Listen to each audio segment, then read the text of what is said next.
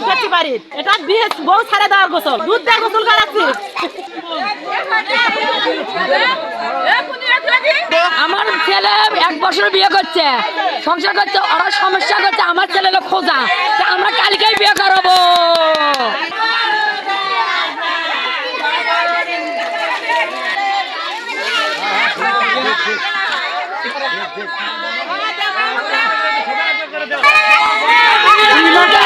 আমি 2,85,000 টাকা জরিমানা দিয়েছি, দেওয়ার পরে মায়ের পক্ষ থেকে আমার সংসার করে নেই। আমি ছেলে ওই দুধ দিয়ে গোসল করালাম পবিত্র করার জন্য 2,85,000 টাকা দেন মহারণা বুঝে দেওয়ার পরেও সংসার করে খায় নাই, শুধু তুচ্ছ ঘটনা নিয়ে। আমরা সবাই গ্রামবাসী চেষ্টা করছিলাম যে ছেলে সংসার করে খাক, মেয়ে সংসার করে খাক, ওরা খাওয়ায় নেই, শুধু তুচ্ছ ঘটনা নিয়ে। এই আর কি, এই জন্য দুধ দিয়ে গোসল করালাম। দুধ কিনে নিয়েছি 25 কেজি।